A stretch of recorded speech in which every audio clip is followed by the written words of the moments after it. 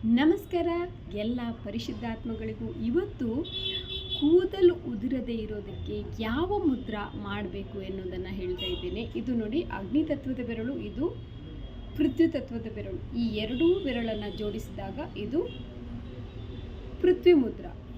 ಈ ಮುದ್ರವನ್ನು ಮಾಡೋದ್ರಿಂದ ನಿಮ್ಮ ಒಂದು ತಲೆಯಲ್ಲಿ ಎಷ್ಟು ಕೂದಲು ಉದುರ್ತಾ ಇದ್ರೂ ಅತ್ಯುತ್ತಮವಾದಂತಹ ಫಲಿತಾಂಶವನ್ನು ಪಡಿಬೋದು. ಹಾಗಾದರೆ ಕೇವಲ ಈ ಮುದ್ರವನ್ನು ಹಿಡ್ಕೊಳ್ಳೋದಷ್ಟೇ ಅಲ್ಲದೆ ನಿಧಾನವಾಗಿ ಉಸಿರನ್ನು ಒಳ ತೆಗೆದುಕೊಂಡು ನಿಮ್ಮ ಕೂದಲು ಬಹಳಷ್ಟು ದಟ್ಟವಾಗಿ ಬೆಳೀತಾ ಇದೆ, ತುಂಬ ಚೆನ್ನಾಗಿದೆ ಎನ್ನುವ ಭಾವನೆಯಿಂದ ನೀವು ನಿಧಾನವಾಗಿ ಉಸಿರನ್ನು ಹೊರಬಿಡಬೇಕು. ಅತ್ಯಂತ ಉತ್ತಮವಾದಂತಹ ಫಲಿತಾಂಶ ಈ ಒಂದು ಮುದ್ರದಿಂದ ಬಂದಿದೆ. ಹಾಗೆ ದಿನನಿತ್ಯದಲ್ಲಿ ನಾನು ಕೂಡ ಈ ಮುದ್ರವನ್ನು ಮಾಡ್ತೇನೆ.